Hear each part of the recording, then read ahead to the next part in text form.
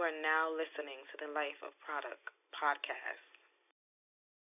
Yeah, what up, man? It's the boy Produk from the Life of Produk podcast. This is episode 105. Shouts out to my homie Christopher Corrado, who came on the show for episode 104. That was actually his second time on the show. Chris, I appreciate you, man. Shouts out to Chris. Shouts out to BYB. Shouts out to Don P. 5000. Shouts out to the homie John Bernard from BYB Extreme. Them guys is doing their thing. Their next fight is in Rock Hill, October 21st. Go to bybtickets.com/Rock Hill. Use promo code LOP for 15% off. Listen, I'm doing big things. They was fronting on me, JKnow. I see. They was fronting on me. I got the homie JKnowTruth in the building, man. Blessings to you, my guy. Man, blessings to you, bro. Thank you. That's the perfect word to start this off Yeah, with. facts, yo. Life been blessed. Yeah, I haven't seen you in a couple years, man. Yeah. It's been listen, I'm gonna tell y'all something about JKnow. JKnow, when you come to Charlotte, North Carolina, right? Yes, sir. It's a very big city. They're calling it like the mini Atlanta, right? Yes, and sir. I like it because it's becoming a melting pot. Yep. But there's a few people who are considered the movers and the shakers Yes, sir. of this city, and you fall into that category, man. blessed. What's the road been like? 20 years in this industry, Yeah. radio, marketing, promotions, All that. events, everything. All you know that. how I go. It's just for me, I take the road of not wanting no credit. Yeah. I don't care for You the first person I heard say that. Yeah, it's not big for me. Yeah. Because I know my life ain't really for me. I'm living through God's eyes right now, man. Life is good. That's and, amazing. I take the responsibility of being in this position. Yeah. Because for me, I didn't necessarily have an individual to open up doors. Yeah. I had to kick him in myself. Yeah. I had to pick the locks. I had to go around the back, the That's side. facts. I had to go through the outhouse. Yeah. dig a tunnel through the bottom to get to the left. Word up. You know what I'm saying? But it's a humbling experience, man. It keeps me grounded. That's great, man. And you're originally from Charlotte, right? I was born in Charleston, South Carolina. I got a lot of family in South Carolina. I love South Carolina. I love South Carolina. I tell people like the simplicity out there is amazing, dog. Yes, sir. When you go down to like past Charleston and you go to like Pinesville, St. Stephen's, Monk's Corner, and you ain't got a cell phone signal, right? But you got to go to your cousin crib. It brings a certain set of humbleness you won't get past South Carolina. Nah, definitely, You're not man. gonna get that. It makes you appreciate the birds chirping. Yes, the butterflies flying around. All of that. You know what I'm saying? And it's a beautiful thing. Yeah. To know that. You're rooted in something greater than what your life is really about. This is true. You know, even though North Carolina and South Carolina is right next to you, you can get to South Carolina. You can get there from Gastonia. Yep. You can get there from Fort Mill is right here. Yes, sir. 20, 30 minutes away. Rock Hill is right there. But when you go a little further in, it's a lot different. Yeah, the low country. Yes. You know what I'm saying? That's I mean, you got to remember too, like, one of the first or some of the first slave ships were brought to Charleston, South Carolina. Isn't there a downtown area in Charleston where you see like they have like stuff set up about that? Somebody put me onto that years ago. I didn't know about that at first. It was the old slave market. Yeah, that's right. It's still there. That's, you know what I'm saying? That's crazy, man. So, my last name is Vanderhorst. So next time you go to Charleston, visit a spot called the Battery. Okay. And there's a Vanderhorst Street. Okay. There. I'm gonna do that. So there's some history there. There's a lot of history, man, in South Carolina for us, and I tell people, man, a lot of us Northerners, we go down south, we would go for like visiting and stuff like that. Right. But I encourage everybody listening and watching, man. We're on YouTube now, we're on Spotify, everything. Go and kind of really get like a taste of where your roots is from and stuff like that. Like us black people, we come from all over the world, but we all originated in Africa. Yeah. Some went here, some went to Jamaica, some went there, but we're still family. Absolutely. It's all family. Yeah, you go to Charleston, man. You go to my cousin's house, aunt's house, they all gonna feed you. They gonna make sure you get some red rice. Facts. Like whatever you want to eat, man. They gonna take care of you. You may not understand what they talking about, but you know what I'm saying? You'll feel the love. I'm fluent in Geechee, bro. There you go. I understand it. You know what I'm saying? I Yes, understand that. So being from South Carolina, when did you come to Charlotte? Second grade. Second grade. So Second grade. You've been I've been here. in Charlotte since there wasn't no buildings. I was gonna ask you that because when I first came to North Carolina in '98, then I went back in like '07. Right. Even university area wasn't what it is. It was way different.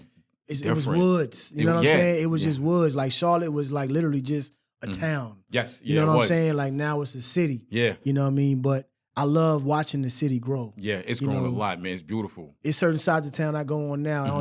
I had to use my GPS to get to where I gotta go. And it's like, wait, I know I'm off WT Harris, but I gotta make I gotta turn here. Yeah. But it's beautiful to see it. Like nothing stays the same. Nah, it doesn't. You know what I mean? But growth is a beautiful thing because it's brought jobs. Right. It's brought awareness to. It's brought a lot of money. Yeah. To Charlotte got a lot of money, Yeah. brother. Like I know everybody love Atlanta, but I'm telling y'all, there's something special about Charlotte. Yeah. In your own words, what's the most special characteristic of Charlotte, North Carolina?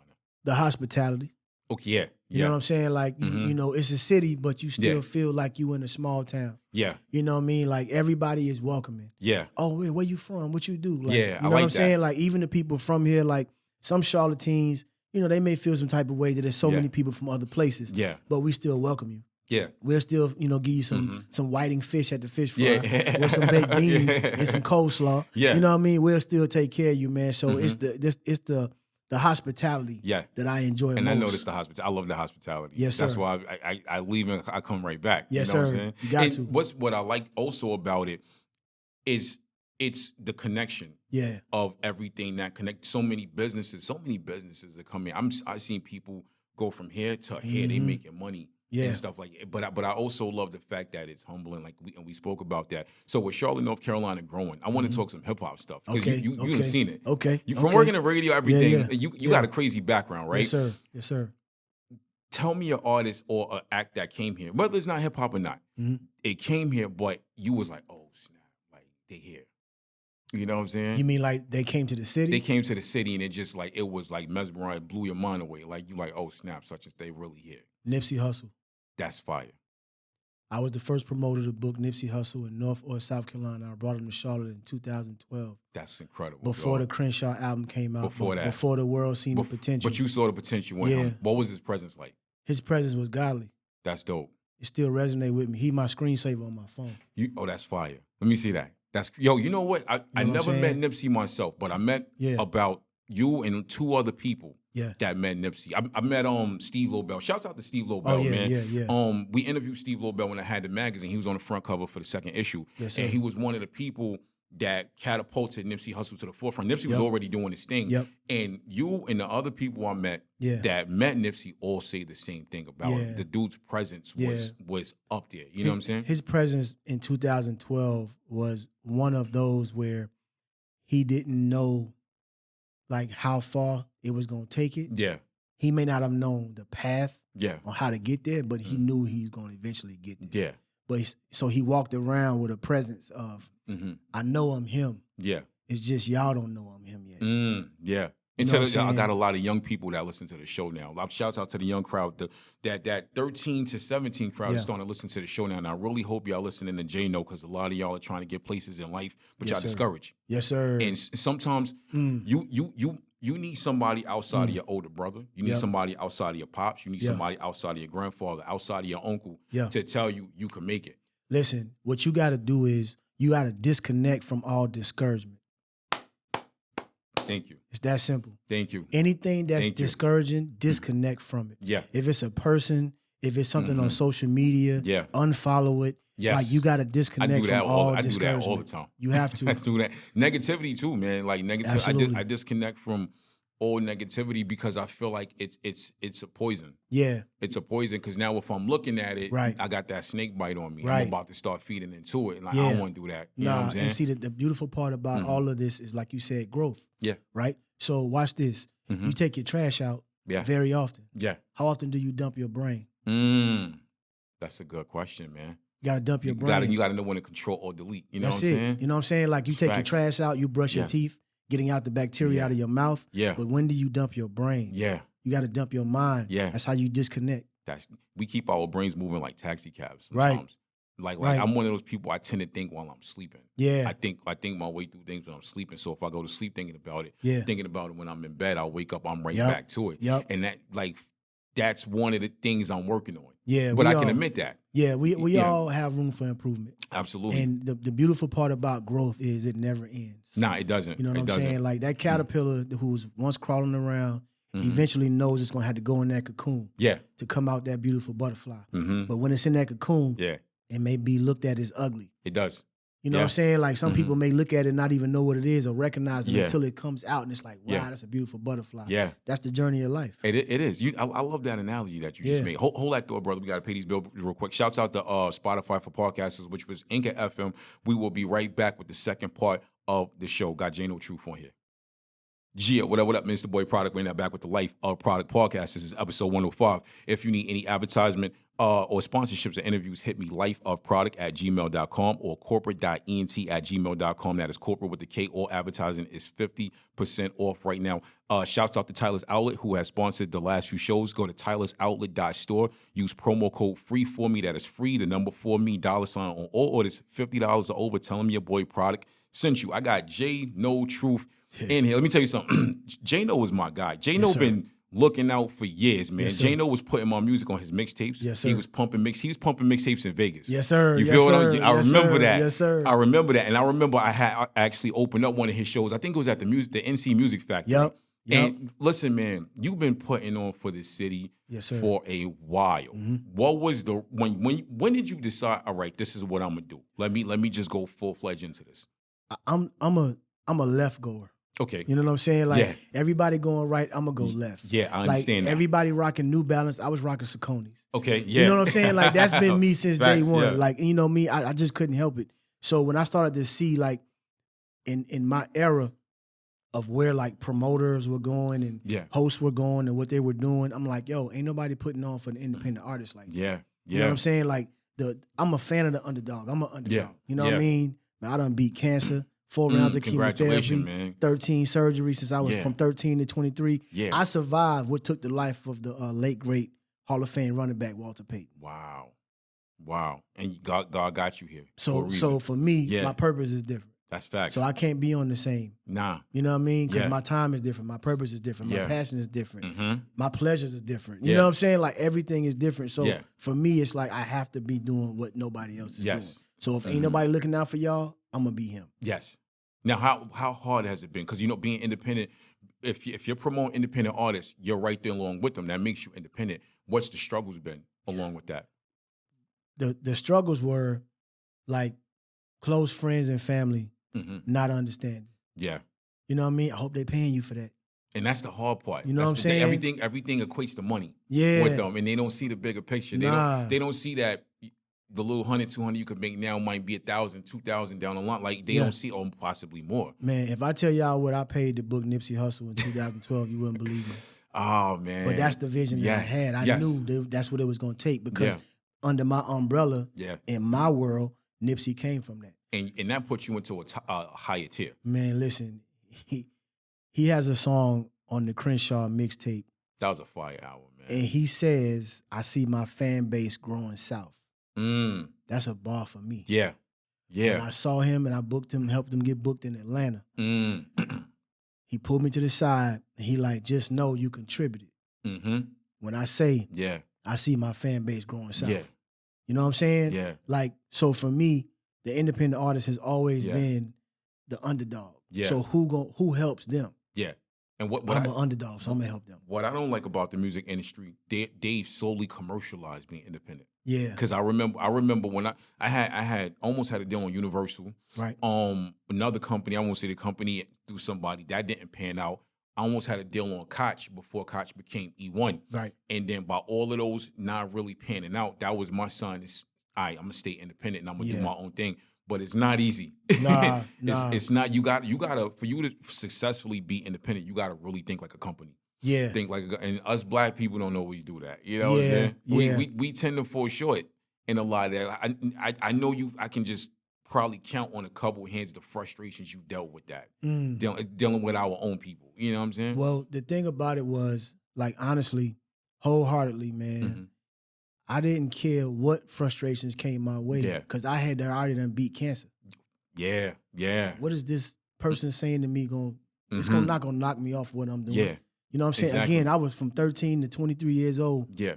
Fighting for my life. Yeah. So if I can get through those challenges, ain't no stopping this. That's real. You know what I'm saying? That's real. That's just God built my faith high when I was young. Yeah. You know what I mean? Yeah. So literally I feel like I can run through brick walls. That's real. So all the challenges I may face, okay, I may get scarred up, bruised up. It may hurt me a little bit. Yeah. I'm gonna sit down, gather myself, and I'm gonna keep pushing. Yeah. You know what I mean? Again, standing true to just understanding that somebody got to help the underdog. Yeah. You know what I mean? Like the biggest thing for me is always for independent artists to understand that we got to get off social media and get back to the hand in hand. We do. I still pass out flyers. I see those. I mean, I want to get one you of those. Know what I'm saying? Yeah. Like we got an African American male walk coming up October 14th. And literally, like, I'm a community ambassador for the walk. Yeah. So I'm still in the streets, 10,000 flyers, 20,000 flyers. Like, I help pass out flyers for Battle of the Bands, sold that joint out. You know what I'm saying? Like, so for me, we got to get off social and get back to the one-on-one. This is true. You know I feel like the one-on-one you really see. Social media is fake. It's not all real. It's great to promote, but you don't see the person's real personality. Right. I've met people, man, and I've been on sets of Love and Hip Hop, just chilling in the background. I don't do reality shows, just chilling in the background, and you see their real side. But when that camera cut on, you see, and it's not even just the person on the camera; it's the people behind them. Right. You see the producers. Oh, y'all ain't arguing enough. Do that over. I seen that. You know what I'm saying? I've seen that. So it's not I don't know if you like reality shows. It ain't for me. It ain't for me. I feel like it's kind of like it's a thing that brings us down. Yeah, and it does. It messes with the psyche. Yeah. You know what I'm saying? The thing about it for me, honestly, and just life in general, is I interviewed Michael Todd on the red carpet at the Stellar Awards. Pastor Michael Todd. He said a lot of people focusing on going viral and focusing on views. Yeah. He said, I focus on seeing people. The people. I need the people. Yeah. Like, us having that conversation, having that moment, he felt like his message was getting out there because of the person who was saying it. Yeah. Not the fact that I liked it. Yeah. Not the fact that I commented on the post. It's just the fact that, yo, bro, like what you saying is helping change my life. Yeah. Change my perspective. You know what I'm saying? So it's two people in this world.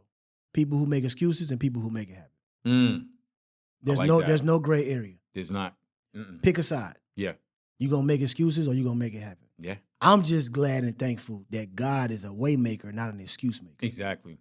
And this is why it is not. If everyone was about that life, we'd have more millionaires than poor people. Facts. We don't have that. And we need individuals who make excuses because they leave room for the ambitious people. You know myself. what? To advocate, you're right. So thank you for the procrastinators. I appreciate y'all. You're absolutely right. We need that. Those procrastinators become consumers. You know what I'm saying? Basically. It's a hard truth that nobody wants to hear. Right. It's a hard truth that nobody wants to hear. Take it how you want it. You know, people go in the corner and cry about it. Everybody in society now is hypersensitive anyway. They're gonna cry about something. Listen, they might as well cry about that. We live in a society of followers. We do. Who gonna lead?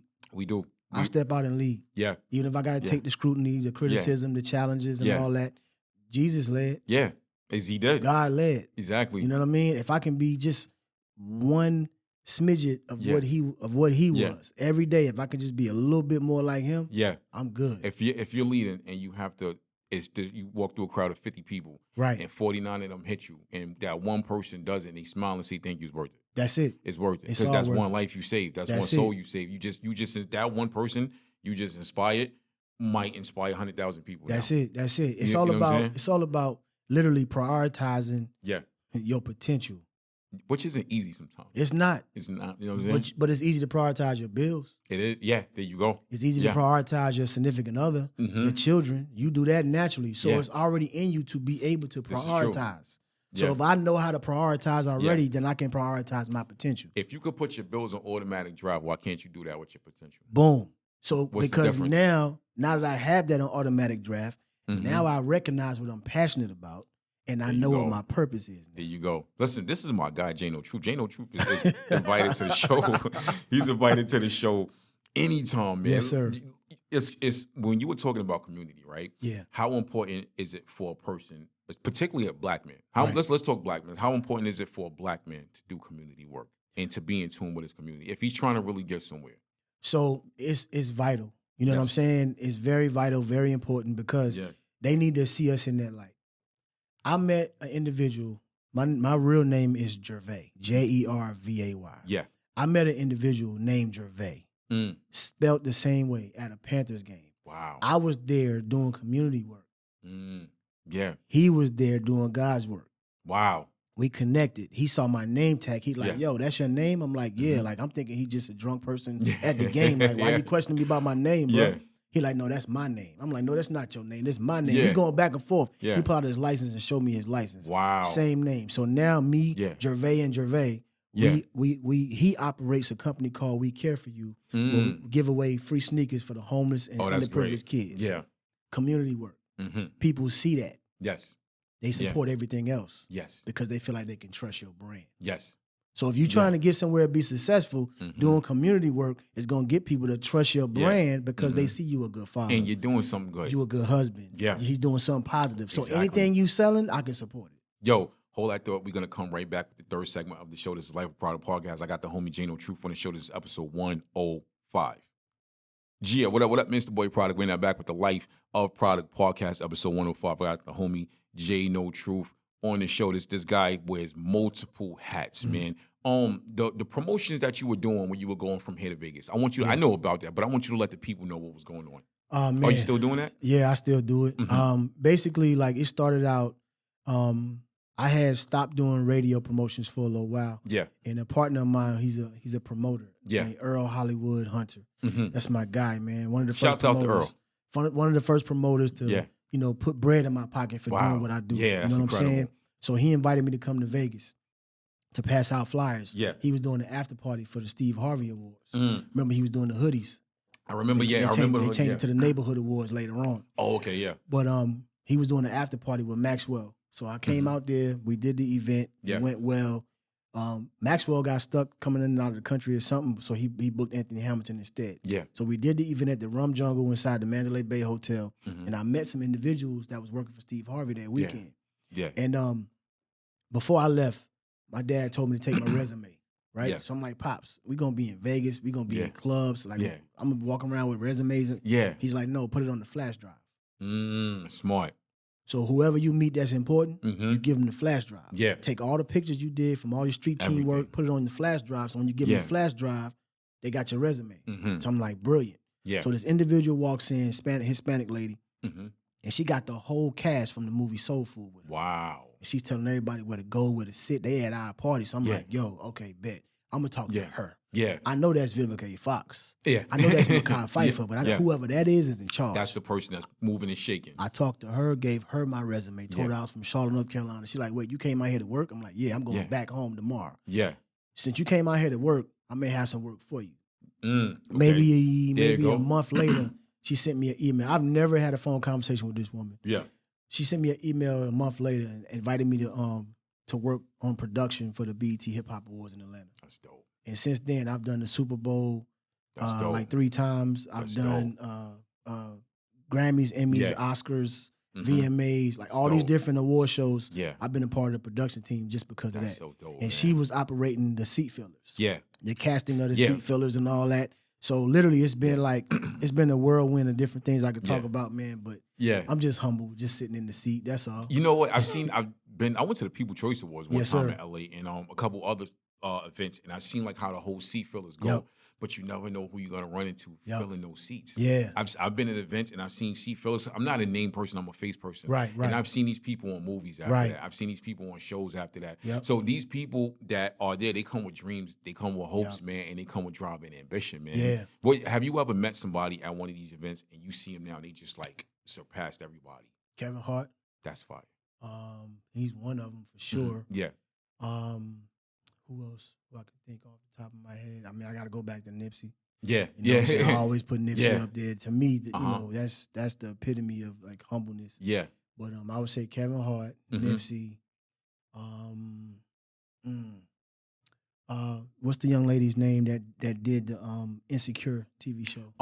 Issa Rae. Issa Rae, her. Yeah, she's incredible, man. Yeah. Talent is beyond measure. Yeah, seeing her just in her element before she was in her element. Yeah. And then seeing her now. Yeah. She's still the same. That's great. It's hard to stay humble, man. Yeah. It's really hard. Like, you know, one of the things I pray for, and I've always prayed on this, and I pray on it even more now, is to not lose myself. Right.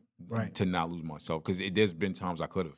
Yeah, and I've seen people do it, and I've seen people lose themselves, and I had no respect for it. Right. After that, I don't want to be one of those people that de-escalate. Yeah, you know what I'm saying? Yeah. It's real stuff. The key to it is to stay rooted in the Word. It's just to stay close to God. Yeah.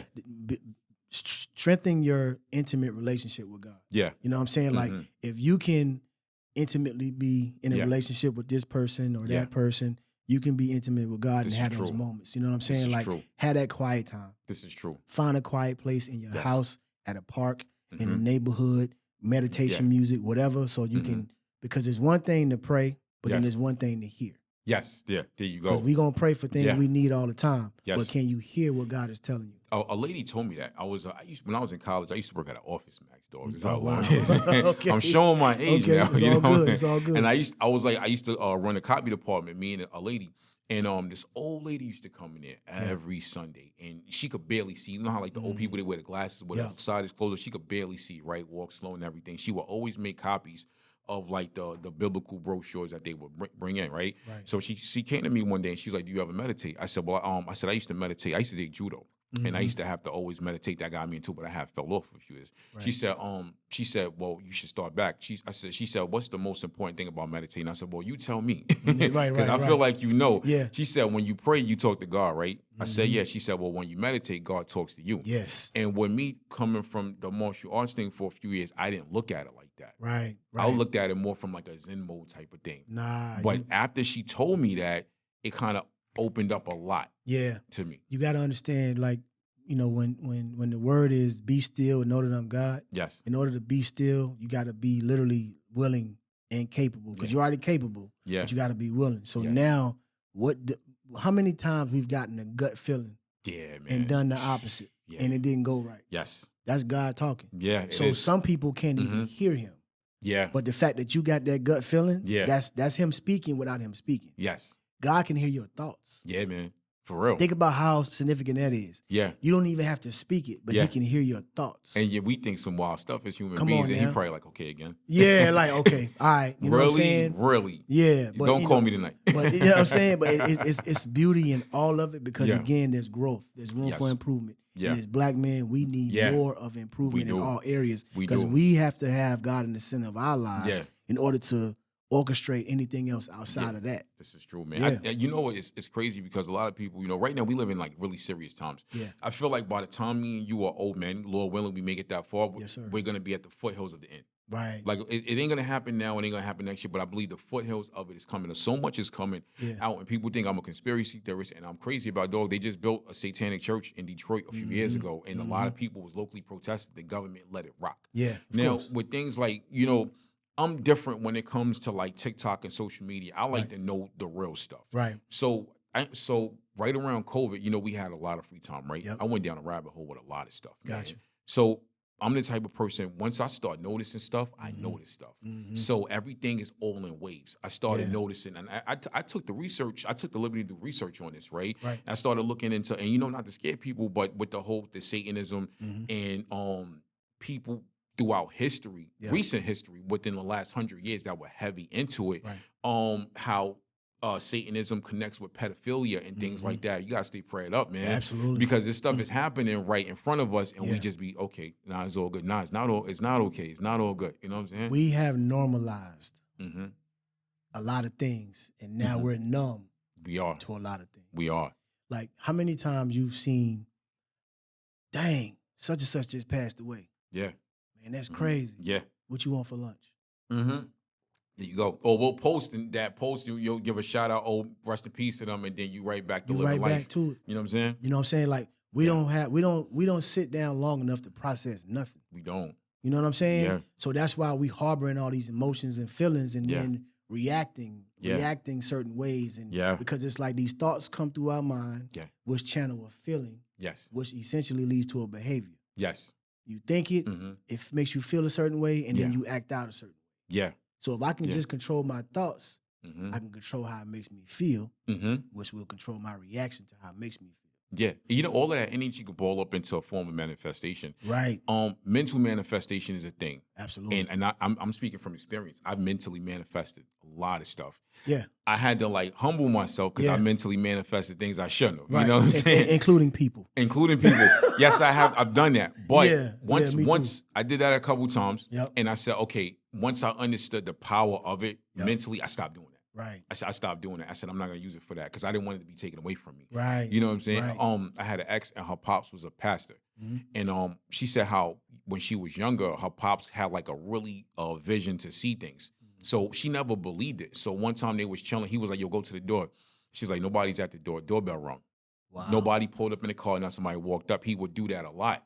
And he but by him not using it all the time or how he should have, it was taken away from him. You know what I'm saying? So I look at things like that and I'm like, okay, if I got this power to really mentally manifest things and really foresee things and make it happen, I'm not going to use it. Nah. I messed up a little bit. Right, you know what I'm saying? We have all mishandled blessings before. Facts. Don't live in shame. Don't live in guilt about it. Yeah. At the end of the day, it's a gift that was given from God. This is true. And allow it to be. Yeah. You know what I'm saying? Like, you got to embrace all of you. This is true. Flaws and all. Flaws and all. You know what I'm saying? Like, flaws and all. When they say in the church, come as you are, they don't mean like what your attire is. Yeah. They mean flawed and all. Yeah. You know what I'm saying? Like, a lot of times we shy away from doing certain things because we like, you know what? One day I'm a such and such. Yes. To me, my mindset is today is day one. Well, I'm going such and such. Yeah. Hold that thought, brother. We got to take one more break. Shouts out to Spotify for podcasters. We will be right back with the second part of the show. I'm sorry, the fourth part of the show. We out here. Yes, sir.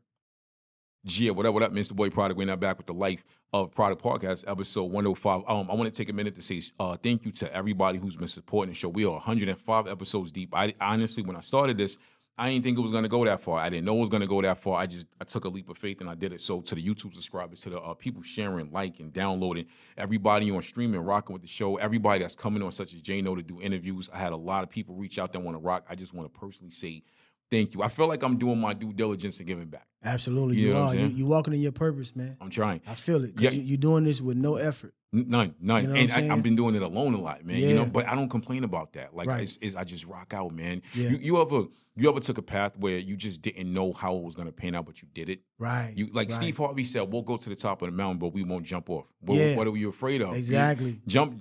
Climbing up that mountain might have been the hardest part. Do it scared. Yeah. You know what I'm saying? Like, think about it like this, right? When you watch like the horror movies and the horror films, and then it'd be like a part where it's something loud. It's like a loud, abrupt sound. Yeah. And then everybody start running. And then it'd be like one person like, run for your lives. Yeah. And everybody else take off running. Yeah. We black. When one person start running, everybody start running. We out. But what if you're not running from something that's scaring you? What if you're running from the life God trying to give you? That's a good way to look at it. Just because it's scary for everybody else don't mean it's scary to me. That's a good way to look at it. You know what I'm saying? Like you could literally be running from your life instead of running for your life. This is true.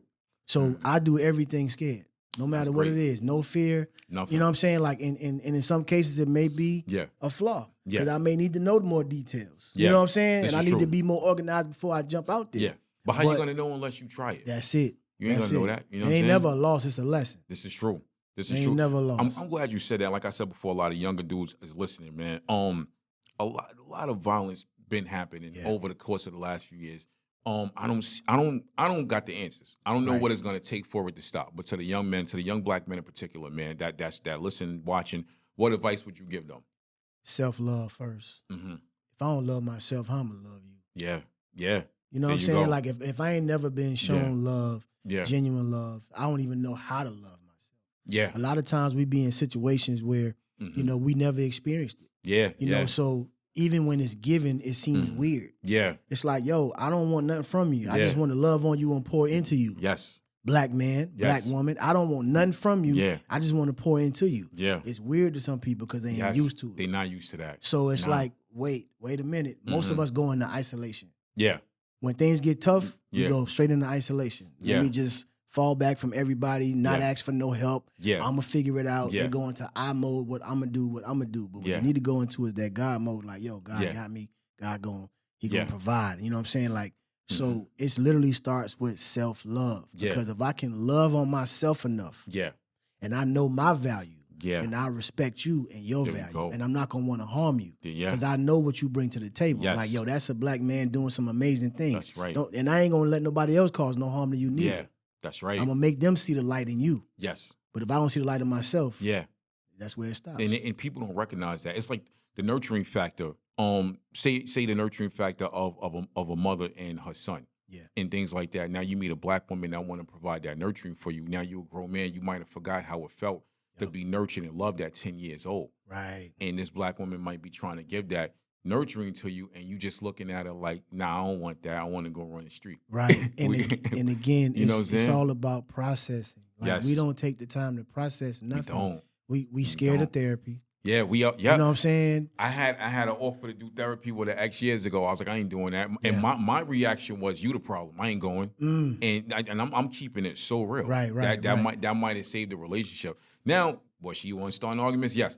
But at the end of the day, maybe I should have tried it. I think I should have tried it to learn more about myself, not about the actual relationship in general, because it took a lot of failure. It took a lot of tears for me to get to this point where I fully understand myself. It took a lot of prayers and soul searching, brother. Absolutely. Now, what if I would have got that over 10 years ago? Yeah. You know what I'm saying? Might have been there already. You know, but it's all on God's time. This is true. You know what I mean? And the reason why you rejected it, because you wasn't ready for it. Nah, I really wasn't. You know what I'm saying? I had a chip on my shoulder. Right. So you went into it maybe sabotaging her therapy.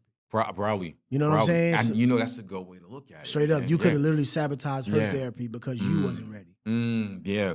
You know what I'm saying? And that's God's protection. Yes, it is. That's his protection over her therapy, because he like, nah, he ain't ready yet. Yeah. So you say no when she asks you. Yeah, I'm gonna keep it 100. I wasn't. Right, because he needed her in that space. Yeah. He didn't need you at that time. Yeah. Because you wasn't ready to receive it. That's right. We've all dropped the ball, fumbled miracles and blessings and all that. Yeah. That was her blessing that he was giving her. Yeah. You just wasn't ready to receive it. I'm gonna tell you right now, it wasn't. Because the mindset that I had at that time, the chip on my shoulder I had at that time, I would have walked in out.